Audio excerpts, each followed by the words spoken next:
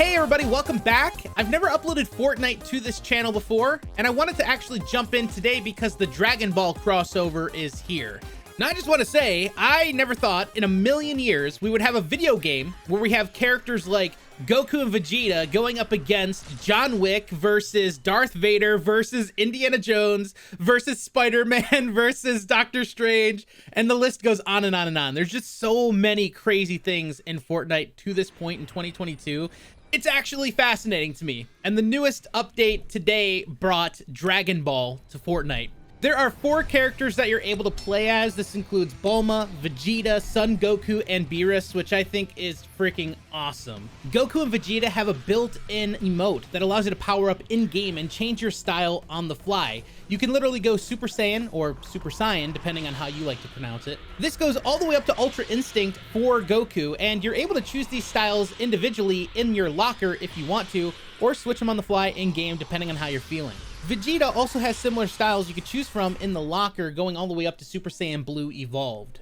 Beerus doesn't have any styles you could choose from, although still a very cool character, and Bulma has one style that puts her into a lab coat. There's also a gear bundle that features a couple different back blings, some gliders, and the fusion dance emote, which you can do in-game with any player. They don't even need to be wearing a Dragon Ball outfit, which I think is really cool. In-game, you're also going to find a set of challenges. Each challenge will require you to do something related to the Dragon Ball series, and on top of that, by completing these challenges, you'll earn Dragon Balls. Once you have all 7, you'll earn Shenron as a glider you can use in-game. Speaking of in-game, let's talk a little bit about the differences you're going to notice in gameplay. Along the way, while you're playing, you'll see that there are capsules that will fall from the sky. If you extract from the capsule, you'll be able to collect a Nimbus cloud, and this thing can actually come in handy quite a bit because it has infinite uses, but there's a 20-second cooldown every time you use it. It throws you up in the sky and it allows you to ride a cloud to a safer area. The only downside to this is you move pretty slowly, and since you're so low to the ground, it makes it easy pickings for people who are on the ground since you can't fight back. I wish you could actually have your weapon out in this instance while flying the Nimbus cloud, but then things might be a little bit too powerful. The other thing you're able to collect is a Kamehameha, which is pretty damn awesome because you can utilize this 3 different times. There's a small cooldown, but it destroys everything in its path, taking down buildings, objects, and of course enemies if they get caught within the wave. This can absolutely shred through people, no matter how much armor they have, and no matter the distance. I noticed this thing can be utilized from pretty far away. The downside to this is you have to charge up, obviously, to use it, but it leaves you exposed, and since you're stuck in one area and you can't move left and right, the beam also travels pretty slowly, so you can't turn left and right quickly like you would with any other weapon. If the enemy itself isn't getting hit by your beam, they can shoot back at you. You're not protected, and that means you can die before you actually execute this move. But my favorite thing is to combine the two. I noticed when you use the Nimbus cloud and jump up into the air and then activate the Kamehameha, you aren't actually going to take fall damage after it's done being executed, which is a very nice touch. One thing I'm a little bit unsure of because I personally haven't run into this situation yet, I'm really curious what happens when 2 players use the Kamehameha wave against each other. Will there be a battle like we've seen in other Dragon Ball games, or will it just pass through both of them and, well, then maybe they'll kill trade or something, depending on who did it first? I don't know. But yeah, this thing is absolutely devastating if you're able to pinpoint the enemies with it. Another thing you're going to notice in-game, slight change, not too big, but the bounty boards have turned into versus battles. It's pretty much the same exact thing as a bounty. You just have a random player marked on your map and you have to go to them and eliminate them. If an enemy player ends up eliminating them before you get there, it will say that the player was disqualified from the versus battle, but you will still be given the win in the versus battle even though you didn't do anything. So yeah, the bounties kind of work exactly the same. The other thing that's happening right now is you could sit down with 30 other players and watch an episode of Dragon Ball Super. I can't show you that episode without getting a major copyright strike here on the channel, but there are a few available that you can watch right now. I think this is particularly cool, especially for those who have never seen or heard of Dragon Ball in their life, but that's kind of a difficult thing to get past because it's such a worldwide phenomenon. And then in just a few more days, on August 18th, there's going to be a brand new Tournament of Power event, giving you the opportunity to earn some more Dragon Ball related items. So all in all, a very solid crossover. The only complaint that I have is, I wish there were more characters from the Dragon Ball series to choose from. And who knows, maybe in the future we'll get characters like Frieza and Piccolo. That would be pretty cool. I just want to say thank you all so much for watching my Fortnite video. I am not good at this game. I'm really, really bad at this game, but I enjoy playing it. It's like a weird situation where I know I need to get better, and by playing, I will get better eventually, but it's all going to take time, and I've been wanting to upload more here to the second channel, so I will probably do that.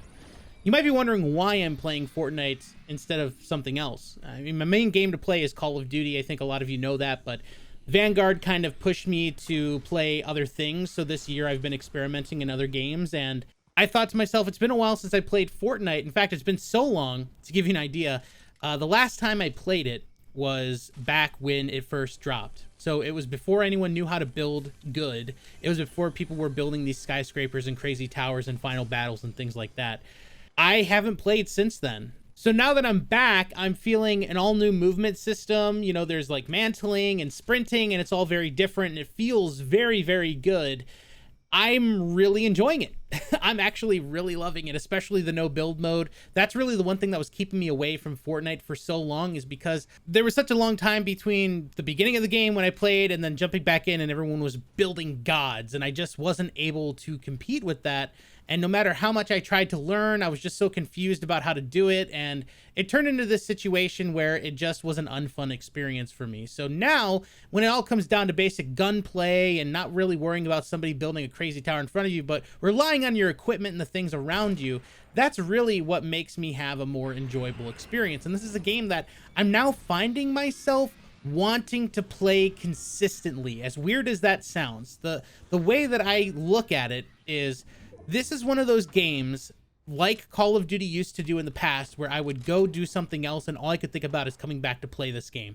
That's what Fortnite is doing to me at this moment. It's one of those games that I see myself actively wanting to get better at, because I know that there's so much room for improvement. I know that I can become a better player, and I'm not necessarily going out there trying to become a pro player. I just want to hit my shots better.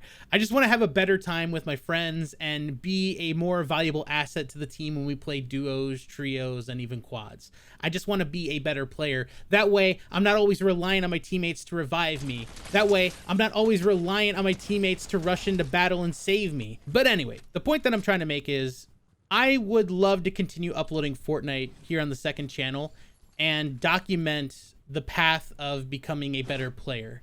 I mean, when I first started this game a few weeks back and, you know, getting back into it, I was really bad even with just regular shooting. Now I feel like I'm getting better with the DMR. I feel like I'm getting way better with the sniper, and I'm getting better at close range battle. But it's something that I just need to continue practicing and training.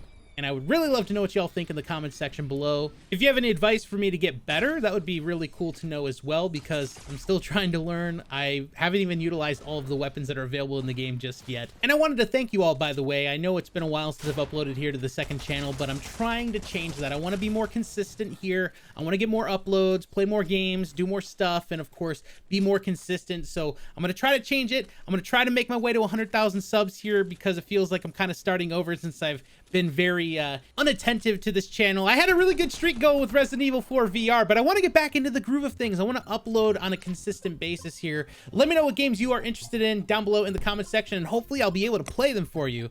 Anyway, big thank you to each and every one of you for watching this video today. If you enjoyed, drop a like on it, subscribe for more awesome videos, and ring that bell icon to stay up to date, get notifications when these videos go live, and I'll catch you all on the next one.